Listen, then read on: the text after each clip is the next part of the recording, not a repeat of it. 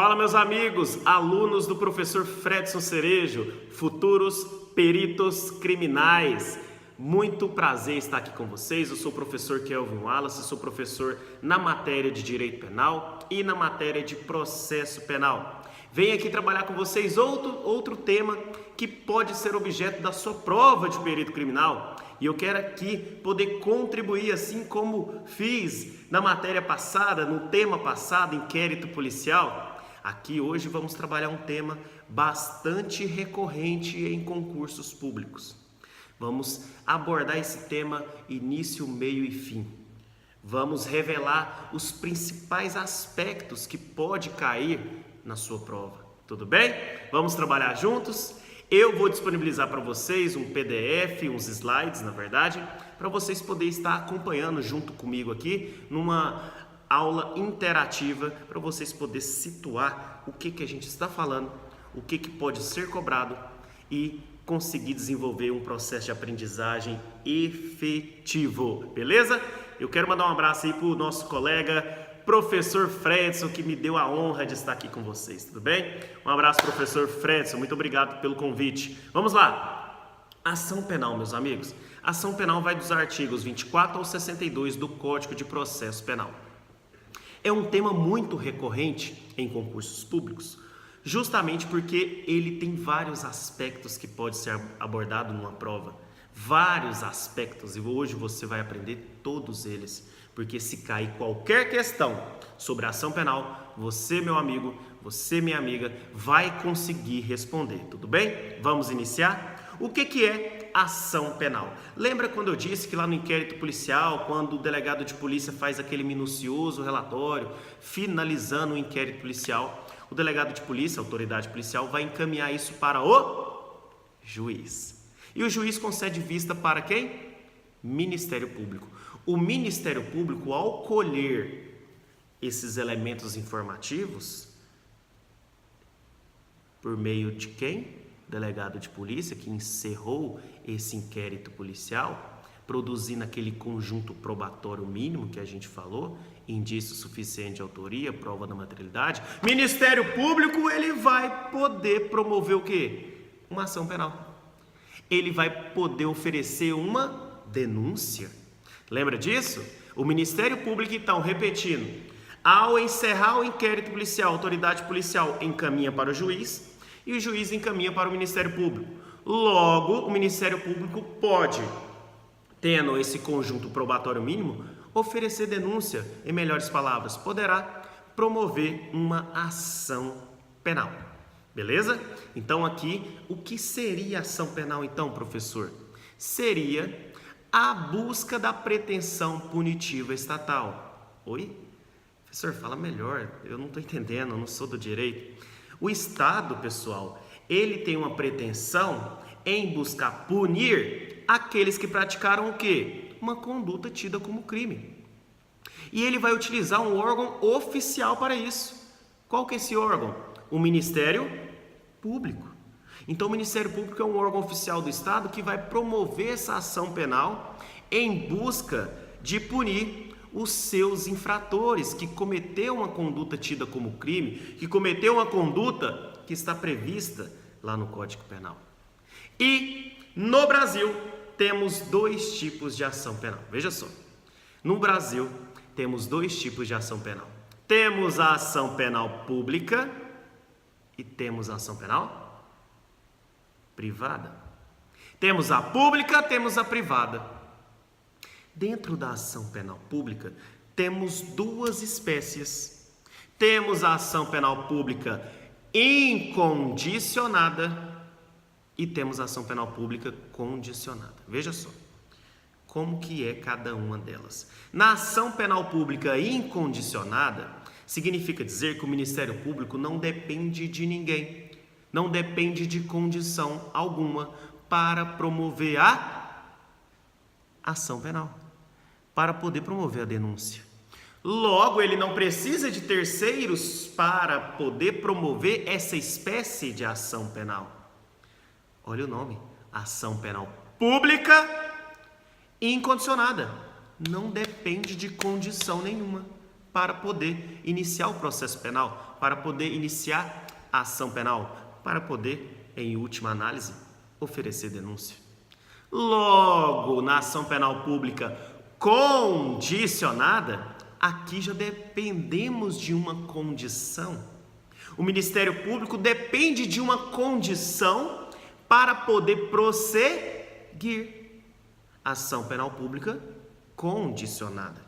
Aqui dependerá de uma condição para o Ministério Público poder agir, para ele poder prosseguir com essa ação penal, para ele poder prosseguir no oferecimento da denúncia. Professor, quais são essas condições então? Primeira condição, e você vai ver no slide, é a representação do ofendido. É a primeira condição que o Ministério Público vai avaliar se está preenchida. É o que chamamos na doutrina de condição de procedibilidade. Então, nessa situação, o Ministério Público precisa dessa condição, representação do ofendido, vítima, para poder iniciar a ação penal, para poder promover uma denúncia, para poder promover a ação penal. A outra condição é a requisição do ministro da Justiça. Requisição do ministro da Justiça, outra condição, onde o Ministério Público precisa dessa autorização, desse pedido, para poder prosseguir com esta ação penal. Professor, como que eu vou identificar que um crime é de ação penal pública condicionada? Quando eu vou identificar que um crime é de ação penal pública incondicionada? Ou até mesmo quando eu vou identificar que um crime é de ação penal privada? Muito simples, meu amigo. Muito simples, minha amiga. Veja só, se você abrir agora o Código Penal e for lá no crime de furto, de roubo, artigo 155, artigo 157, no artigo 180, né, que fala de receptação, do crime de receptação, você lendo de início, meio e fim nesse capítulo, você não vai identificar em nenhum momento, o Código Penal vai falar, como se processaria esses crimes. No silêncio do Código Penal, a ação penal para esses determinados crimes são de ação penal pública incondicionada. Justamente porque o Código Penal não falou nada. Se o Código Penal ficou em silêncio, é porque esse crime é de ação penal pública incondicionada. Logo, para ser ação penal pública condicionada ou ação penal privada, esse crime tem que prever como será processado. Exemplo, se você tiver curiosidade, meu amigo, minha amiga, de abrir o artigo 147 do Código Penal, que fala do crime de ameaça, no parágrafo único vai estar escrito o seguinte: esse crime se processa mediante representação. Ou seja, o Código Penal acabou de anunciar aqui uma condição. Se o Código Penal anunciou uma condição, representação, é porque esse crime será de ação penal pública condicionada. Se você for lá no capítulo dos crimes contra a honra, artigo 139, 138, 139, 140, adiante, no artigo 145 você vai verificar que o Código Penal anunciou que esses crimes, neste capítulo, serão de ação penal privada. Ação penal privada, ou seja, se processa mediante queixa-crime, que é a petição inicial da ação penal privada. Então veja só, repetindo, no Brasil temos quantos tipos de ação penal? Duas. Ação penal pública e ação penal privada. Esquece privada. Na ação penal pública temos quais espécies? Ação penal pública incondicionada e ação penal pública condicionada. Na incondicionada, acabamos de aprender que o Ministério Público não depende de condição nenhuma, não depende de ninguém, não depende de nada. Ele mesmo pode promover a denúncia sem analisar qualquer tipo de condição. Não precisa de intervenção de terceiros para isso. Logo, na ação penal pública condicionada, ele depende de uma condição de procedibilidade, qual seja, ou a representação da vítima, do ofendido, ou requisição do ministro da Justiça. Então, ação penal pública, temos como espécies ação penal pública incondicionada e acondicionada, seja pela representação do ofendido, seja pela requisição do ministro da Justiça. Professor, e a ação penal privada, como que é? Veja só nos slides. A ação penal privada, meu amigo, é a possibilidade que o Estado tem. O Estado transfere, na verdade, para um ente particular, para terceiros, para o privado, para o ente particular, a possibilidade de promover uma ação penal privada. O Estado transfere para você terceiro, para você particular, a possibilidade de você mesmo, vítima de um crime, promover uma ação penal privada. Logo, você é o titular desse direito de promover esta ação penal privada. Então, vamos supor que o professor Fredson foi vítima de um crime contra a honra, uma injúria, uma calúnia, uma difamação. Logo, ele é o titular do direito de promover uma ação penal. Só que agora não é pública, porque se fosse pública, quem poderia agir? Ministério Público. Agora é privada. Ele mesmo pode promover a ação penal privada. Ou ele ou o seu representante legal. Dentro da ação penal privada, meu amigo, minha amiga, temos espécies de ação penal privada. A primeira delas é ação penal privada exclusiva ou propriamente dita. Ação penal privada exclusiva ou propriamente dita. A segunda, ação penal privada personalíssima. Ação penal privada personalíssima. E a terceira, professor? Ação penal privada subsidiária da pública. Ação penal privada subsidiária da pública. Então, o que a gente aprendeu nesse primeiro momento? Reconhecer os tipos de ação penal pública, ação penal privada, e as espécies de cada uma delas.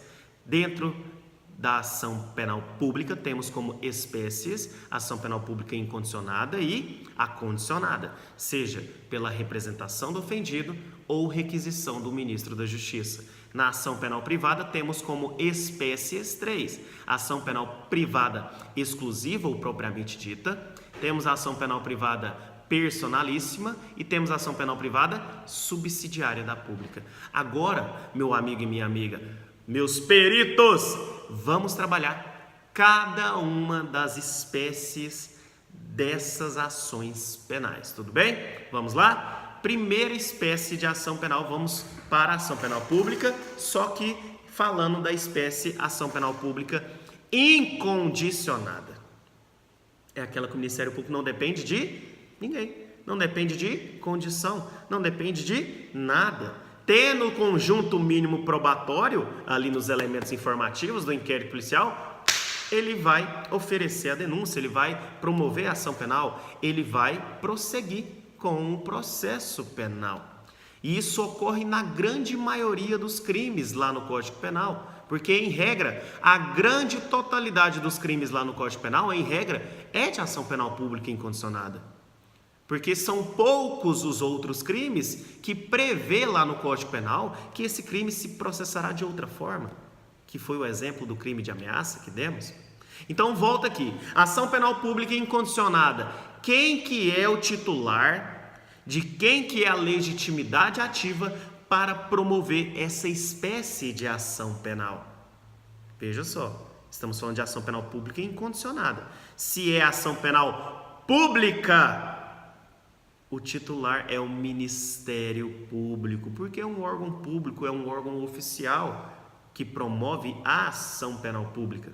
Então a legitimidade, olha nos slides, a legitimidade ativa e a titularidade é do Ministério Público, anota aí, do Ministério Público. E agora, o veículo, qual que é o veículo que ele utiliza? Qual que é o veículo que o Ministério Público utiliza? Ah, professor, eu tenho um amigo promotor de justiça, ele utiliza uma Hilux. Não, meu amigo, não. O veículo que o Ministério Público utiliza, e aqui eu estou falando não de carro, mas o veículo que ele utiliza para promover a ação penal, é a denúncia. Ele se utiliza da denúncia para promover a ação penal.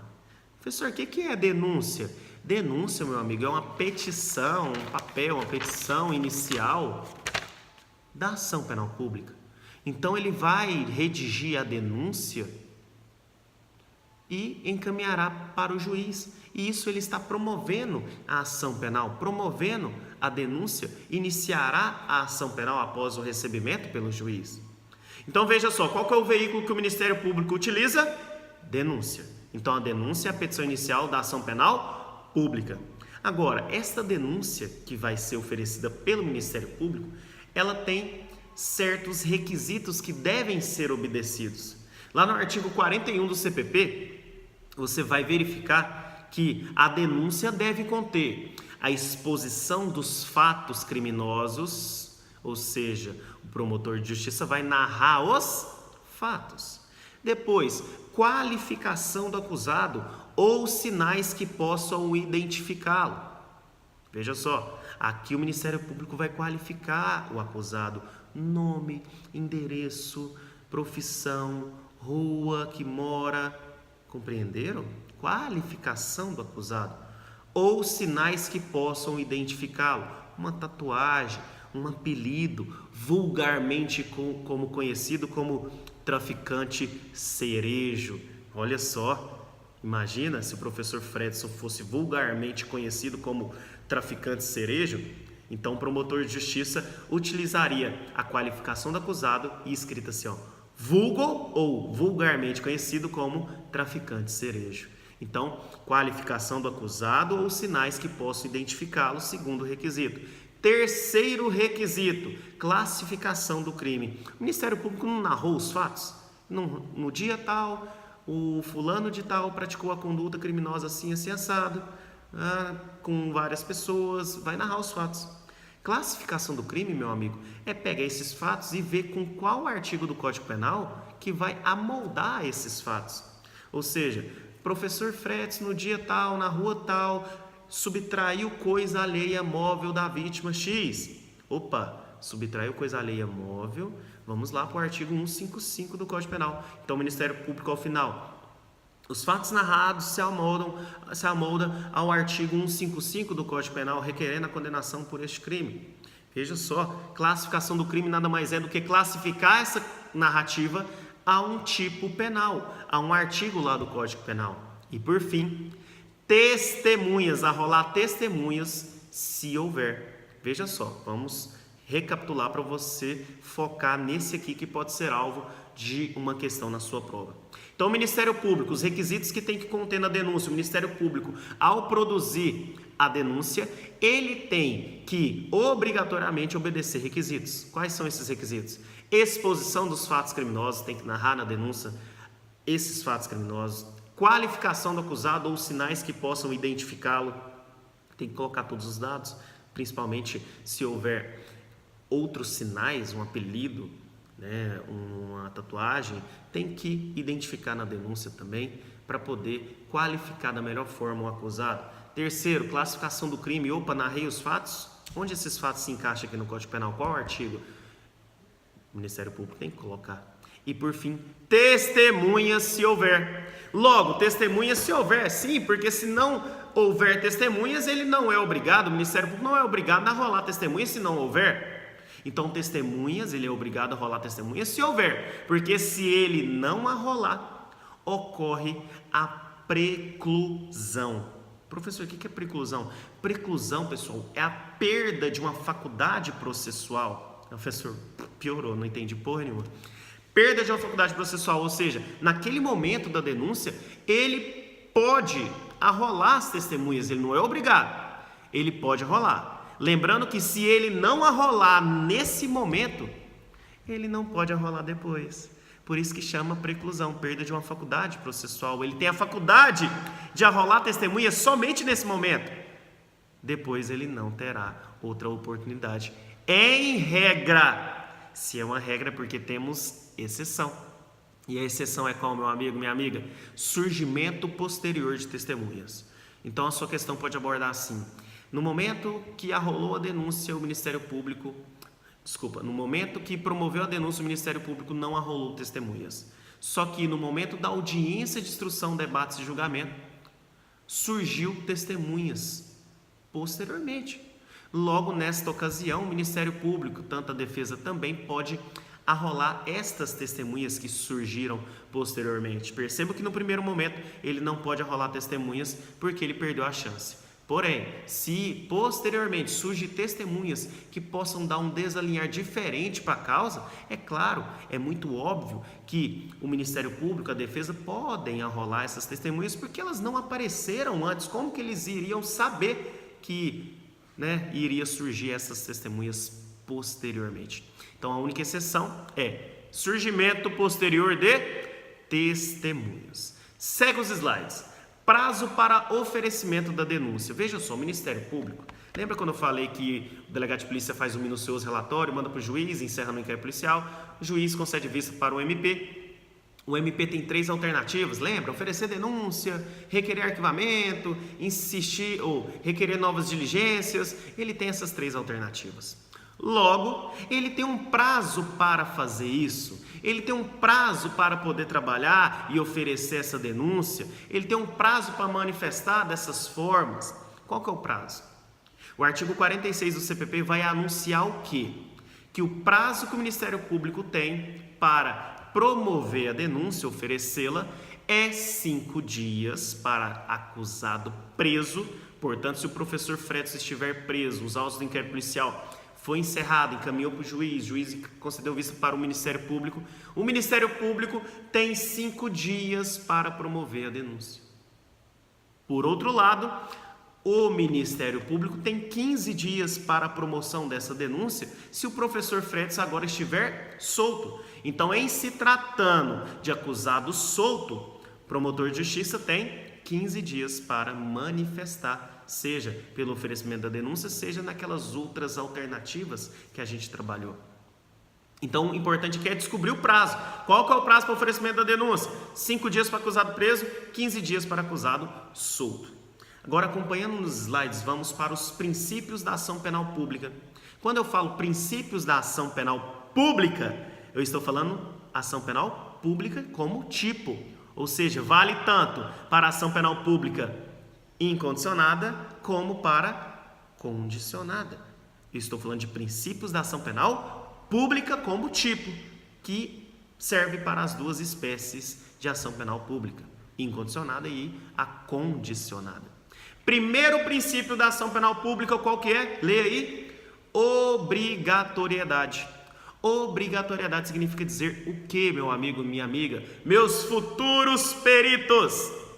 Obrigatoriedade nada mais é do que o Ministério Público é obrigado a oferecer a denúncia, é obrigado a promover a ação penal, desde que ele tenha o quê? Um conjunto mínimo probatório. Professor, conjunto mínimo probatório. É indício suficiente de autoria, prova da materialidade. Ele tendo essas coisas. Ele é obrigado a oferecer denúncia, ele é obrigado a promover a ação penal. Logo, princípio da obrigatoriedade. Tendo tudo isso, ele é obrigado a oferecer denúncia. Segundo princípio, princípio da indisponibilidade. Olha só, aqui a gente mudou um momento. Enquanto aqui na obrigatoriedade ele é obrigado a oferecer a denúncia e iniciar a ação penal, indisponibilidade significa dizer que a denúncia já foi oferecida. Agora, o Ministério Público não pode desistir da ação penal já iniciada. Então, indisponibilidade significa dizer o Ministério Público não pode desistir da ação penal já iniciada.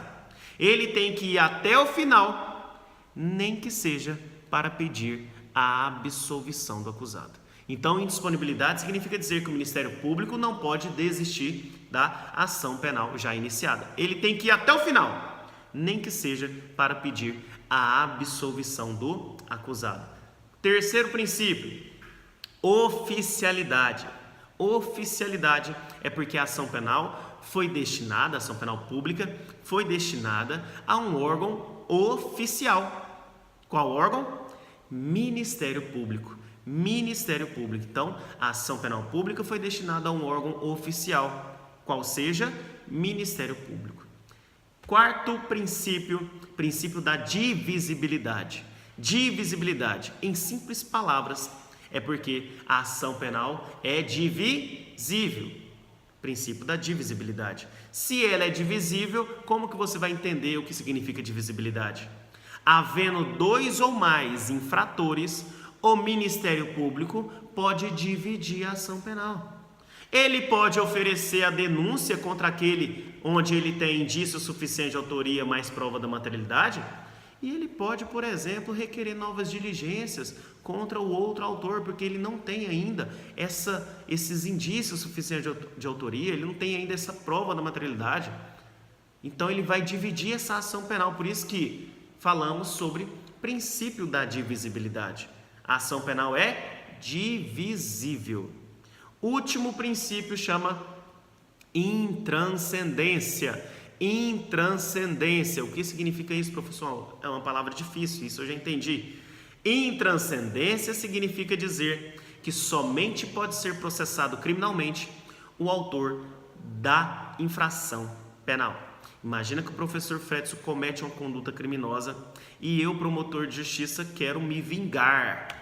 Quero promover uma denúncia contra a esposa do professor Fredson, porque eu promovendo uma denúncia contra ela vai atingir ele de uma forma muito particular. Posso fazer isso? Claro que não! Somente pode ser processado criminalmente o autor ou os autores do crime, daquele que praticou uma conduta tida como crime. Beleza? Então, recapitulando para a gente poder encerrar a ação penal pública incondicionada. Nessa ação penal, o Ministério Público depende de alguma condição? Não, não depende de ninguém. Aconteceu o crime é de ação penal pública incondicionada, ou seja, o Código Penal não falou nada sobre esse crime, de como se processaria, logo, ação penal pública incondicionada. Logo, o promotor de justiça pode oferecer denúncia sem analisar qualquer outro tipo de manifestação, ou pedido, ou autorização. Logo, falamos o quê? Falamos sobre a legitimidade dessa ação penal pública incondicionada. É de quem? Ministério Público. A titularidade é do Ministério Público. Depois falamos sobre o veículo utilizado. Qual que é o veículo? Hilux. Não! O veículo é a denúncia. O que é denúncia? É a petição inicial da ação penal pública. Quais os requisitos que tem que conter nesta denúncia? Exposição dos fatos criminosos. Diga. Qualificação do acusado. Classificação do crime. Testemunha se houver, porque se houver, ele pode arrolar. Se ele não arrola, ocorre a preclusão, que é uma perda de uma faculdade processual. Essa é a regra. Qual que é a exceção, meu amigo? Surgimento posterior de testemunhas. Depois falamos sobre o prazo de oferecimento. Qual que é o prazo de oferecimento da denúncia? 5 dias para acusado preso, 15 dias para acusado solto. Esses prazos também valem para o promotor de justiça poder requerer arquivamento ou requerer novas diligências, claro, mas em regra o prazo para oferecimento da denúncia você tem que lembrar: 5 dias para acusado preso, 15 dias para acusado solto. Depois avançamos e falamos sobre princípios da ação penal pública incondicionada. E condicionada, por quê? Porque falamos os princípios da ação penal pública que vale para as duas espécies. Então esses princípios que acabamos de abordar e vamos repetir servem tanto para a ação penal pública para a espécie incondicionada quanto para a condicionada. Primeiro princípio, princípio da obrigatoriedade. Nós falamos que o Ministério Público é obrigado a oferecer a denúncia, é obrigado a promover a ação penal desde que ele tenha um conjunto mínimo probatório para poder oferecê-la, para poder promovê-la. E o que é o conjunto mínimo probatório? Indício suficiente de autoria, mais prova da materialidade. Segundo princípio, indisponibilidade. O Ministério Público não pode desistir da ação penal já iniciada. Ele tem que ir até o final, nem que seja para pedir a absolvição do acusado. Terceiro princípio, oficialidade. A ação penal foi dada para um órgão oficial, que é quem? Quem é? Ministério Público. A ação penal foi destinada a um órgão oficial, que é o Ministério Público. Depois falamos sobre o princípio da divisibilidade. Falamos que a ação penal é divisível. A ação penal pública é divisível. Logo, havendo 2 ou mais criminosos, o Ministério Público pode promover uma denúncia, uma ação penal contra um dos autores e amarrar o outro para depois, porque ele não tem um conjunto mínimo probatório contra esse outro autor. Pode ter por um e não ter pelo outro, logo a ação penal será divisível. E por fim, falamos sobre o princípio da intranscendência. Intranscendência, somente pode ser processado criminalmente o autor da infração penal. O autor da infração penal. Vamos agora avançar para a segunda espécie, que é a ação penal pública condicionada. Vamos nos slides. Veja só. Aqui, pessoal, estamos falando ainda de ação penal pública. Agora, a espécie que vai mudar. Aqui é a ação penal pública condicionada, porque ela depende de uma condição. Ela é a ação penal pública condicionada porque ela depende de uma condição. E quem que falou isso, professor? O próprio Código Penal. Vai lá no crime de ameaça, artigo 147, um parágrafo único, ele fala nitidamente, anunciando que esse crime de ameaça se processa mediante representação. É o mesmo que realizar a leitura de que esse crime é de ação penal pública condicionada. Condicionada, porque falou a palavra-chave, representação. A outra forma é a requisição do ministro da Justiça. É um ou outro que são as condições de procedibilidade. E o que seria representação? É um pedido, é uma autorização da vítima em ver aquele autor do fato processado. Professor Fredson foi vítima de um crime de ameaça semana passada, praticado pelo professor Kelvin. Logo, como o Código Penal diz que esse crime se processaria mediante representação, o professor Fredson tem que comparecer na delegacia para representar, para demonstrar interesse em me ver processado. E o Ministério Público, ao receber os autos do inquérito policial, ele vai analisar se houve representação pelo professor Fredson. Opa, eu, promotor de justiça, tem a representação aqui da vítima, o crime é de ameaça, logo o Código Penal exige isso para ser processado esse crime, agora eu, Ministério Público, tenho condições de promover a denúncia. Então o Ministério Público vai avaliar essa condição de procedibilidade, representação da vítima, vai avaliar essa condição, porque se não houver preenchida essa condição, o Ministério Público não pode agir, ele não pode fazer nada, porque o Código Penal revelou, anunciou que precisa disso e ele também precisa para poder promover a denúncia, para poder oferecer a ação penal, promover a ação penal. Então veja só, representação do ofendido, da vítima, nada mais é do que um pedido, uma autorização que a vítima realiza na delegacia em interesse de ver o autor dos fatos ou do fato ser processado. Certo? E essa representação, pessoal, ela vai acontecer, em regra, nos crimes de ameaça, lesão corporal leve, lesão corporal culposa. São crimes que a própria lei vai exigir essa condição. Esse crime se processa mediante representação. Essa palavra mágica, representação, significa dizer que esse crime é de ação penal pública condicionada. Agora vamos supor que o professor Fredson fosse menor de 18 anos.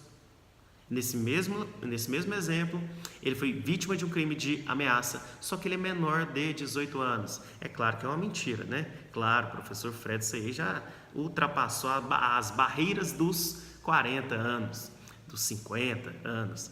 Tudo bem. Ele é menor de 18 anos. Não vamos foder o meu exemplo, a minha aula. Ele é menor de 18 anos. Logo, o professor Fredson pode fazer essa representação na delegacia, sendo menor de 18 anos, sendo vítima de um crime de ameaça? Não! Quem pode fazer essa representação para ele? O seu representante legal. Agora, olha só, se o professor Fredson fosse menor de 18 anos e não tivesse ninguém por ele, não tivesse representante legal, os pais, o juiz nomearia um curador especial para poder exercer o direito de representação. Lembra que ele foi vítima de um crime de ameaça? Ele não precisa representar? Sim, mas ele é menor de 18 anos, professor. Logo, ele precisa de um representante legal. Mas ele não tem representante legal. Opa, agora o juiz vai nomear um curador especial, que na maioria das vezes é quem? Defensoria Pública. Como última hipótese para você entender, Imagina que nessa situação o professor Fredson foi vítima do crime de ameaça. E ele morre. Quem poderá exercer o direito de representação para o professor Fredson? Se ele morre, ele foi vítima de um crime de ameaça, não foi? Então, neste caso, se ele morre, o direito de representação, pessoal, representar na delegacia em ver o autor do fato processado, o direito de representação passa para o CADI, C-A-D-I, CADI, que são as iniciais de cônjuge, companheiro, ascendente, descendente e irmão, CADI, cônjuge, ascendente, descendente, irmão. Cônjuge ou companheiro, vale para companheiro também, ascendente, descendente e irmão. Então, se o professor Fredson foi vítima de um crime de ameaça e ele morre, haveria sucessão processual, ou seja, haveria a passagem do direito de representação para os seus sucessores nesta ordem: cônjuge, companheiro, ascendente, descendente e irmão. Qual que é o prazo que o professor Fredson tem, vítima de um crime de ameaça, para poder representar contra mim na delegacia? Ele tem um prazo de 6 meses. Ele tem um prazo de 6 meses para representar. Mas até quando? A partir de quando, professor? 6 meses a contar do conhecimento da autoria ou 6 meses a contar do conhecimento do fato, do crime? 6 meses a contar do conhecimento de quem é o autor desse crime. Então, 6 meses a contar do conhecimento da autoria. Me dá um exemplo, professor, eu não entendi. Você cometeu crime de ameaça contra ele, ele já descobriu que o crime aconteceu naquele dia e também descobriu o autor. Então, é 6 meses a partir dessa data? Sim, mas imagine outra situação. Eu daqui de Goiânia, Goiás, encaminho uma carta anônima ameaçando o professor Fredson. Hoje, encaminhei, o professor Fredson leu, não sabe quem que é o autor, vai na delegacia e fala: olha, eu estou sendo ameaçado de morte. Está aqui a carta. Pergunto, nesse dia foi o dia do fato, do crime, ou foi o dia que ele conheceu o autor? Foi o dia do crime, foi o dia que aconteceu os fatos, certo? Só que o delegado começou a investigar e só descobriu quem foi o autor, eu, professor Kelvin, depois de 8 meses. Então, depois de 8 meses, o delegado liga para o professor Fredson e fala: professor Fredson, eu descobri quem foi o autor daquela carta que estava te ameaçando.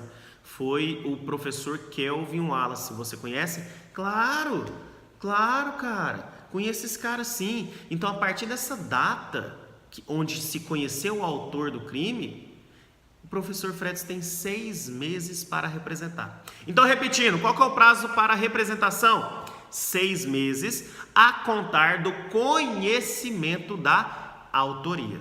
Tudo bem até aqui? Agora veja só.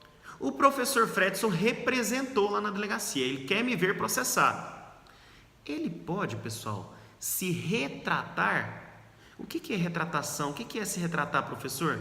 É retirar aquilo que ele disse. Ele não tem mais interesse em me ver processado, ele quer se retratar lá na delegacia. Ele quer ir lá no delegado e falar assim: ó, doutor delegado, eu me arrependi, eu não quero prosseguir com isso não, eu quero retirar a representação que eu fiz contra o professor Kelvin, eu quero me retratar, eu não quero ver ele processado de forma alguma, ele é um rapaz bacana, ele até me ajuda lá com as aulas para o curso de perito criminal, meus alunos até gostam dele um pouco, então eu quero me retratar. O professor Fredson pode se retratar? Pode, ele pode se retratar, mas a qualquer momento, cuidado, ele só pode se retratar até o oferecimento da denúncia. Então, repetindo, pode haver a retratação nos crimes de ação penal pública condicionada? Sim.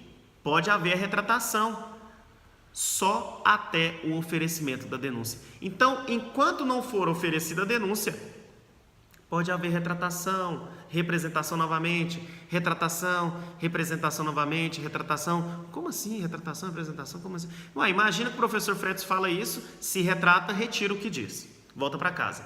No outro dia ele pensa: cara, na verdade eu não gosto do professor Kelvin, eu vou lá representar de novo. Ele tem que ser processado sim pelo crime de ameaça. Ele vai lá e representa novamente. Eu quero ver o professor Kelvin processado criminalmente. Ele me agrediu verbalmente com essa ameaça, ele me atingiu de uma forma particular, eu não quero isso. Eu quero prosseguir com isso. Aí ele faz a representação. Aí no outro dia ele se arrepende e fala, não, delegado, é o seguinte, eu quero me retratar, eu estava com a cabeça quente, eu quero me retratar. Logo, ele pode fazer isso quantas vezes for necessário, que ele quiser. Mas tem que ser antes do oferecimento da denúncia. Porque se oferecida a denúncia pelo Ministério Público, aí é irretratável essa questão. Tudo bem? Beleza? Então, é possível a retratação da vítima? Sim, desde que seja oferecido, desde que seja antes do oferecimento da denúncia. Desde que seja antes do oferecimento da denúncia. Tudo bem até aqui? Tranquilo? Essa é a regra. Essa é a regra, porque temos uma exceção onde esse momento será diferente. Onde esse momento será diferente e a autoridade será diferente. Na Lei Maria da Penha, e claro, em se tratando de um crime de ação penal pública condicionada à representação, no contexto da Lei Maria da Penha, exemplo, uma ameaça no contexto da Lei Maria da Penha. Eu ameaço a minha namorada, a minha esposa, a minha noiva. Veja só, eu ameaço ela, estou praticando um crime de ameaça no contexto da Lei Maria da Penha. Logo, ela pode se retratar? Ela me representou, ela foi na delegacia, informou que quer me ver processado por esse crime. Ela poderia se arrepender ou de qualquer forma querer se retratar, querer desdizer o que havia dito, querer retirar essa representação? Sim, só que o artigo 16 da Lei Maria da Penha, Lei 11.340/2006, diz que essa retratação tem que ser feita para o juiz. Essa retratação é possível? Sim, mas tem que ser feita perante um juiz, com uma audiência marcada para esta finalidade. Marcada para essa finalidade, para então atingir o que, meu amigo? A retratação. Só que lembre-se, não é mais até o oferecimento da denúncia, não tem que ser até antes do oferecimento da denúncia. Agora aqui é diferente, é até o recebimento da denúncia. Então, repetindo, a exceção trata-se dos crimes de ação penal pública condicionada à representação, ameaça é um exemplo, ameaça no contexto da Lei Maria da Penha. Então, na Lei Maria da Penha é possível a retratação? Sim, nesses crimes, que é condicionada à representação. Logo, a vítima pode se retratar? Sim, só que tem que ser perante um delegado, promotor ou juiz? Juiz, perante um juiz. E tem que ter uma audiência marcada para esta finalidade. Uma audiência marcada para essa finalidade. E o marco temporal aqui é outro. Não é até o oferecimento da denúncia, é até o recebimento da denúncia pelo juiz. Então, enquanto o juiz não recebeu a denúncia, a vítima de um crime de ameaça no contexto da Lei Maria da Penha pode se retratar, só que tem que ser perante esta autoridade, juiz, e vai ser marcada uma audiência para esta finalidade, beleza? Compreenderam aqui regra e exceção? Vamos para o outro requisito, para outra condição. Falamos de representação do ofendido, não é? Não é uma condição da ação penal pública condicionada? Não é uma espécie? Não é uma condição de procedibilidade? Sim. Agora vamos para a requisição do ministro da Justiça, que é outra condição. Pessoal, requisição do ministro da Justiça, ela é rara. Ela acontece geralmente nos crimes contra a honra do presidente da República ou chefe de governo estrangeiro. A requisição do ministro da Justiça é um pedido também, uma autorização do ministro da Justiça, para que o Ministério Público possa, você pode acompanhar no slide, possa o quê? Oferecer denúncia, promover a ação penal. Promover a ação penal. Então veja só, qual que é o prazo para o Ministério Público então, qual que é o prazo então que o ministro da Justiça tem para oferecer essa requisição do ministro da Justiça? Lembra que lá na representação do ofendido da vítima, ele não tem 6 meses para representar? A vítima de um crime de ação penal pública condicionada à representação tem 6 meses para poder representar. E aqui, na requisição do ministro da Justiça, qual que é o prazo que ele tem para poder requisitar? Ele não tem prazo nenhum. Não tem prazo definido. Aqui, a única atenção que temos que ter é que ele deve fazer essa requisição, o ministro da Justiça, né, tem que fazer essa requisição, antes de haver uma prescrição no crime. Então, repetindo, a autorização, requisição do ministro da Justiça, ela tem que acontecer enquanto não houver prescrito o crime. Tudo bem até aqui? Então, só vai acontecer em regra nos crimes contra a honra do presidente da República ou chefe de governo estrangeiro. Beleza até aqui? Então, o que aprendemos até agora? Falamos sobre incondicionada e abordamos bem sobre a ação penal pública condicionada. Duas condições: representação do ofendido, requisição do ministro da Justiça. Quanto à representação do ofendido, é um pedido da vítima, uma autorização da vítima, autorizando o Ministério Público a poder prosseguir, a poder oferecer denúncia, a poder promover essa ação penal. Sem essa condição, o Ministério Público não pode agir, porque é uma condição para que ele possa prosseguir. Por isso que chama condição de procedibilidade. Logo, se essa vítima é menor de 18 anos, quem que pode exercer o direito de representação? O representante legal, seus representantes legais. Se é menor de 18 anos e não tem representante legal, não tem ninguém, o que acontece? Passa esse direito para o curador especial, geralmente a Defensoria Pública. E se a vítima morre, o que acontece? Haverá sucessão processual, passando o direito de representação para quem? Para os seus sucessores processuais: cônjuge, ascendente, descendente e irmão. Cônjuge, companheiro, descendente, ascendente, descendente e irmão. Qual que é o prazo da representação da vítima, do ofendido? 6 meses. 6 meses a contar da onde? 6 meses a contar do conhecimento da autoria. Qual é o exemplo que damos sobre crimes de ação penal pública condicionada à representação? Ameaça, lesão corporal leve, lesão corporal culposa são crimes de ação penal pública condicionada. Tudo bem? E falamos, sobre a possibilidade que a vítima tem de se retratar. Pode? É possível? Sim, desde que seja até o oferecimento da denúncia. Até o oferecimento da denúncia. Em regra, qual que é a exceção? Lei Maria da Penha. A vítima pode se retratar nesses crimes de ação penal pública condicionada? Sim, pode se retratar, só que agora perante um juiz, com uma audiência para essa finalidade e, que mais? Até o recebimento da denúncia. Não é mais até o oferecimento, é até o recebimento da denúncia.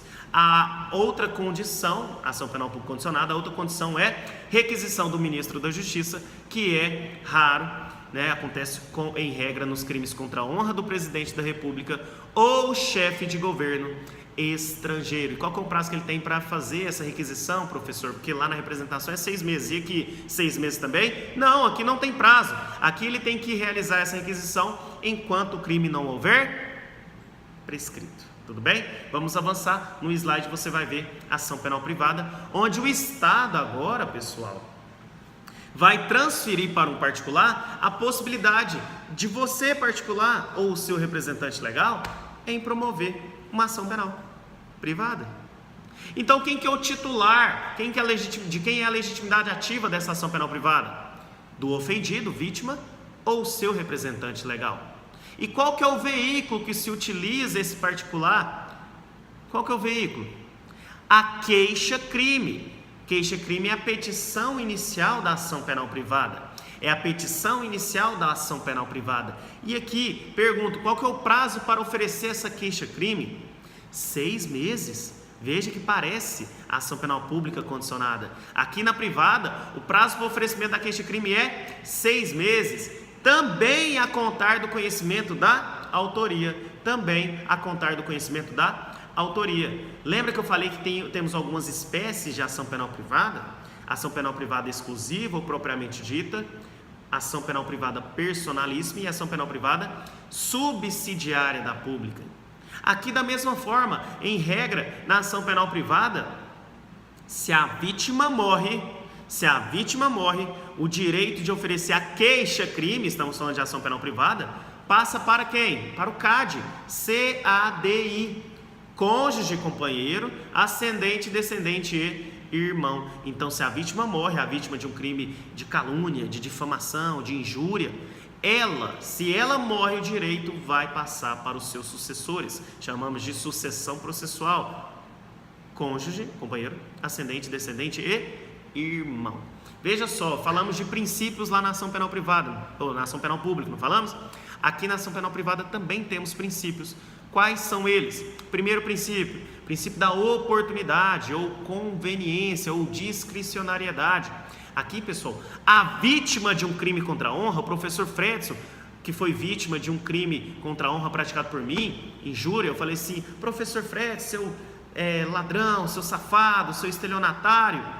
Opa, um crime contra a honra, injúria, porque eu imputei a ele uma qualidade negativa. Ele, vítima desse crime contra a honra, injúria, ele tem a conveniência, a oportunidade, a discricionariedade de oferecer a queixa-crime se ele quiser. Por isso que chama ação penal privada, é para o particular. Nós, vítimas, particular, ente privado, nós temos a faculdade, oportunidade, conveniência de oferecer a queixa-crime se eu quiser. Imagina que o professor Fredson fala assim, não, cara, eu não vou dar nem moral, eu acabei de ser vítima de um crime de injúria, crime contra a honra, mas eu não quero oferecer queixa-crime, deixa pra lá. Ele pode fazer isso? Claro, é a escolha dele. Princípio da oportunidade, conveniência, discricionariedade, ele pode fazer isso, ele tem a faculdade para fazer isso. Agora, outro princípio, disponibilidade. Então, oportunidade, voltando um pouquinho, significa dizer que a vítima pode ou não oferecer a queixa-crime. Ela oferece a queixa-crime se ela quiser. Princípio da oportunidade, ou conveniência, ou discricionariedade. Segundo princípio da ação penal privada, disponibilidade. Ação penal privada é disponível, ou seja, o professor Fredson, eu vou iniciar a ação penal privada, sim. Eu tenho a oportunidade, a conveniência, eu oferecer se eu quiser, mas eu vou oferecer a queixa-crime. Ele oferece, uma vez iniciada essa ação penal privada, por meio da queixa-crime, a vítima pode desistir. É claro, até a sentença, né? A vítima pode desistir da ação penal privada já iniciada. Ou seja, o professor Fredson ofereceu a queixa-crime contra mim. Ele pode desistir, no meio do processo você fala, não, cara, não sei o que eu fiz, vou desistir dessa ação penal privada. Pode? Sim. Princípio da disponibilidade, a ação penal privada é disponível. A vítima pode desistir da ação penal privada já iniciada. Terceiro princípio, intranscendência. Mas professor, essa estava lá na ação penal pública, aqui também na ação penal privada. Significa dizer que somente pode ser processado criminalmente o autor ou os autores da infração penal. E por último, indivisibilidade, que é o princípio mais recorrente em concursos públicos. Você que vai fazer essa prova de perito criminal, cuidado com esse princípio da indivisibilidade. O que significa esse princípio? Havendo dois ou mais criminosos, a vítima oferece a queixa-crime se ela quiser. Não, ela é obrigada a oferecer a queixa-crime contra todos. Veja só, havendo dois ou mais criminosos, a vítima deve oferecer a queixa-crime contra todos. Exemplo, eu, professor Kelvin, professor Paulo, professor Pedro, cometeu crimes contra a honra contra o professor Fredson Cerejo. Quem foi vítima nesse crime? Professor Fredson. É ele que pode oferecer queixa-crime? Sim, se ele quiser. Oportunidade. Ele pode desistir dessa queixa-crime depois que ele ofereceu? Sim, pode. Mas, ao oferecer indivisibilidade, ele tem que oferecer a queixa-crime contra todos. Professor Kelvin, Paulo e Pedro. Por quê? Veja só. Nós três praticou o crime contra a honra. Ele tem que oferecer queixa-crime contra eu, Paulo e Pedro, porque se ele oferecer contra Kelvin e Paulo, ou só contra Kelvin, e deixar os demais sem oferecer queixa-crime, haverá a extinção da punibilidade, haverá a renúncia em relação a eles, que não foram oferecidas, extensível aos demais. Ou seja, ele ofereceu só contra mim, Logo, eu vou ter como abraçar essa extinção da punibilidade que eles tiveram. Contra eles foram oferecida a queixa-crime? Não. A lei fala o quê? Que ele tem que oferecer a queixa-crime contra todos os autores. Logo, se ele deixa de oferecer contra um, vai haver a renúncia, que é uma extinção da punibilidade contra eles, que vai se estender àquele que ele ofereceu a queixa-crime. Então, em melhores palavras, para você poder compreender, se não tiver muito claro, você vai aprender agora. Indivisibilidade significa dizer, ou processa todos, ou não processa ninguém. Ou processa todos, ou não processa ninguém. Havendo 2 ou mais criminosos, em regra crime contra a honra, ação penal privada, deve ser oferecida queixa-crime contra todos. Ou processa todos, ou não processa ninguém. Porque se aqueles que não foram oferecida a queixa-crime, vai ter a benesse de uma extinção da punibilidade, essa benesse vai ser utilizada para aquele que foi oferecido a queixa-crime. Então ele vai ter sua extinção da punibilidade por causa dos outros que não foram oferecidos a queixa-crime. Então a vítima tem que oferecer a queixa-crime contra todos. Em melhores palavras, ou processa todos ou não processa ninguém. Princípio da indivisibilidade. A ação penal privada não pode ser divisível. Tudo bem? E as espécies da ação penal privada é o quê? Exclusiva ou propriamente dita, personalíssima e ação penal privada subsidiária da pública. Vamos trabalhar cada uma dessas espécies. Ação penal privada exclusiva ou propriamente dita é a regra que acontece na grande maioria dos crimes contra a honra. O prazo é de 6 meses para poder promover a queixa-crime e, se houver morte da vítima, haverá o direito de oferecer a queixa-crime para os seus sucessores processuais, cônjuge, companheiro, ascendente, descendente e irmão. Essa é a primeira espécie. A segunda espécie é ação penal privada personalíssima, pode acompanhar pelos slides. Aqui, na personalíssima, somente a vítima pode oferecer a queixa-crime. Somente a vítima pode oferecer a queixa-crime. Somente ele e mais ninguém. E só existe um crime no Código Penal, que é de ação penal privada personalíssima. É o artigo 236 do Código Penal. Artigo 236 do Código Penal, que é o induzimento em erro essencial ou ocultação de impedimento matrimonial.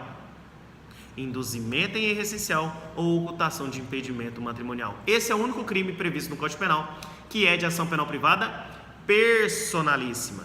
Agora, como último, temos ação penal privada subsidiária da pública. Veja só, o crime aconteceu, era um crime de ação penal pública.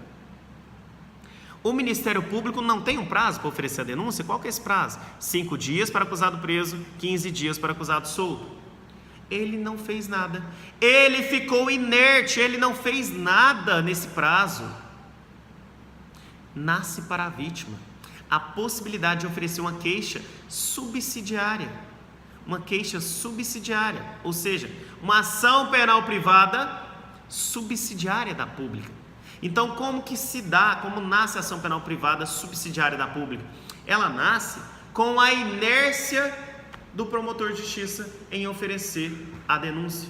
Ele ficou inerte naquele prazo de 5 dias se o acusado estiver preso, ou ele ficou inerte naquele prazo de 15 dias se o acusado estiver solto. Ele não fez nada, ele não ofereceu denúncia, ele não requeriu arquivamento, ele não requeriu novas diligências, ele não fez nada. A vítima ficou desamparada? Sim, a vítima tem a possibilidade de fazer o quê? Oferecer uma queixa-crime subsidiária, em melhores palavras. Promover uma ação penal privada subsidiária da pública. E qual que é o prazo, professor? 6 meses também? Sim, essa queixa-crime subsidiária tem que ser oferecida no prazo de 6 meses. Só que agora, a contar do conhecimento da autoria? Não. A contar da inércia do promotor de justiça. A vítima tem 6 meses a contar da inércia do promotor de justiça.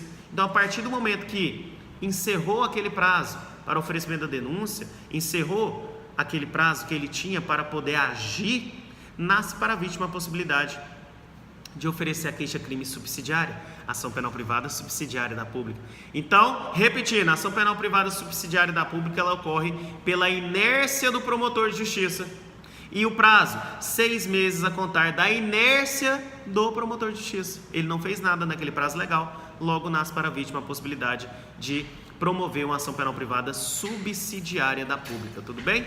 Agora, vamos tratar rapidinho para poder caminharmos para a conclusão de alguns casos específicos onde a sua prova de perito criminal pode narrar uma conduta criminosa, um crime em espécie, e vai te perguntar qual que seria a ação penal para aquele determinado crime. Qual seria a ação penal para aquele determinado crime que acabou de narrar? Ah, uma lesão corporal, qual que é a ação penal? É pública? Incondicionada? É pública? Condicionada? É ação penal privada? Então você tem que identificar. Então eu vou colocar os principais crimes mais recorrentes em provas de concurso público aqui para você poder identificar qual seria a ação penal. Veja só, nos crimes de lesão corporal, se for lesão corporal grave, gravíssima ou seguida de morte, esses crimes serão de ação penal pública incondicionada. Ação penal pública incondicionada. Volta. Se for lesão corporal leve ou culposa, será de ação penal pública condicionada à representação. Lesão corporal leve, culposa, condicionada à representação. Ação penal pública condicionada à representação. Artigo 88 da Lei 9.099/95. Agora, se essa lesão corporal leve e essa lesão corporal culposa for praticada no contexto da Lei Maria da Penha, a ação penal pública vai mudar. A ação penal vai mudar. Ela deixa de ser condicionada e agora ela vai ser incondicionada. Repetindo para você poder compreender. Lesão corporal leve, lesão corporal culposa, fora da Lei Maria da Penha, é de ação penal pública condicionada à representação. Lesão corporal leve, lesão corporal culposa dentro da Lei Maria da Penha, ação penal pública incondicionada. Súmula 542 do STJ. Súmula 542 do STJ definiu muito bem essa questão. Então, recapitulando, crimes de lesões corporais, se for grave, gravíssima ou seguida de morte, ação penal pública incondicionada. Se for lesão corporal leve ou culposa, ação penal pública condicionada. Se for lesão corporal leve, culposa no contexto da Lei Maria da Penha, ação penal pública incondicionada, súmula 542 do STJ. Outro crime, crimes contra a honra. Em regra, os crimes contra a honra são de ação penal pública ou privada? Privada, ação penal privada. Logo, existem duas situações onde nos crimes contra a honra não vai ser ação penal privada. Primeira exceção, injúria racial, que é aquela ofensa inerente a uma pessoa, porque se fosse a uma coletividade seria racismo. Então a injúria racial, que é aquela ofensa inerente a uma pessoa, sobre elementos de cor, raça, injúria racial não é de ação penal privada, é de ação penal pública condicionada. Ação penal pública condicionada à representação, essa é a condição. Segunda exceção, que vai de encontro a essa regra. Quem regra os crimes contra a honra é de ação penal privada. Primeira exceção, injúria racial, ação penal pública condicionada. A segunda exceção é os crimes contra a honra de funcionário público no exercício de suas funções. Crimes contra a honra de funcionário público contra funcionário público no exercício de sua função. A vítima, crimes contra a honra de funcionário público no exercício de sua função, a vítima tem duas opções. Ela pode tanto oferecer queixa-crime, ação penal privada, ou pode haver a representação, ação penal pública condicionada. A súmula 714 do STF define que temos uma legitimidade concorrente nesses crimes. Ou seja, crime contra a honra de funcionário público no exercício de suas funções, temos uma legitimidade concorrente. Pode ser tanto de ação penal privada, pode ser tanto de ação penal pública condicionada. Pode ser tanto ação penal privada, mediante queixa-crime, ou pode ser de ação penal pública condicionada ao quê? A representação da vítima, tudo bem? A vítima que vai escolher. Então aqui temos uma legitimidade rente. Falou de crimes contra funcionário público no exercício, contra a honra, tá? Crimes contra a honra de funcionário público no exercício de suas funções, a vítima tem duas opções. Pode ser tanto ação penal privada quanto ação penal pública condicionada. Outro crime, a ameaça. A ameaça falamos tão bem, você deve ter gravado, a ameaça é um crime de ação penal pública condicionada à representação. Muito bem. Crimes contra a dignidade sexual. Veja só, para encerrar, crimes contra a dignidade sexual. Todos os crimes contra a dignidade sexual são de ação penal pública incondicionada. Lei 13.718/2018 definiu que a ação penal, todas contra a dignidade sexual, a ação penal será ação penal pública incondicionada. E na Lei Maria da Penha, quando se aplica, professor? Os crimes da Lei Maria da Penha, pessoal, em regra vai seguir o Código Penal. Em regra vai seguir a ação penal que está lá prevista no Código Penal. E se aplica nas relações íntimas de afeto, namorado com namorada, ex-namorado com ex-namorada, parentes. E a vítima sempre será o quê? Mulher. Aqui eu quero que você tenha atenção, pode ser aplicada a Lei 9.099/95, ou seja, a Lei dos Juizados Especiais, pequenas causas, aos crimes da Lei Maria da Penha? Não será aplicado a Lei 9.099 aos crimes da Lei Maria da Penha. Logo, não podemos aplicar transação penal nem suspensão condicional do processo aos crimes da Lei Maria da Penha. Beleza? Súmula 536 do STJ e súmula 589 do STJ também vai falar o quê? Que o princípio da insignificância não se aplica ao contexto da Lei Maria da Penha. Gravem isso, súmula 536 do STJ e súmula 589. Pode ser aplicada aos institutos despenalizadores. Difícil falar essa palavra, né? Lá da lei do juizado especial, na Lei Maria da Penha, não pode ser aplicado nem transação penal e nem suspensão condicional do processo nos crimes da Lei Maria da Penha, tá bom? Pode ser aplicada a Lei Maria da Penha em relações homoafetivas? Sim, somente para mulheres, mulher com mulher, beleza? As ações penais, então vamos às ações penais em espécie na Lei Maria da Penha. Se for lesão corporal, qualquer lesão corporal na Lei Maria da Penha será de ação penal pública incondicionada. Qualquer lesão corporal na Lei Maria da Penha será de ação penal pública incondicionada. Professor, e se for uma ameaça na Lei Maria da Penha? Normal, já não é ação penal pública condicionada? Na Lei Maria da Penha, a mesma coisa. Na Lei Maria da Penha, se for uma ameaça na Lei Maria da Penha, será de ação penal pública condicionada à representação da vítima. Condicionada à representação da vítima. Então aqui encerramos a nossa aulinha muito foda sobre a ação penal.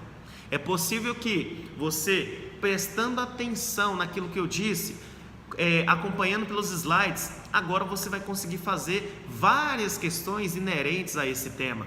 Eu agradeço a atenção de vocês, futuros peritos, agradeço sempre o convite do professor Fredson Cerejo, que me deu a honra de estar aqui com vocês, e peço a cada um de vocês poder estudar, fazer algumas questões agora sobre ação penal, beleza? Um forte abraço a todos vocês.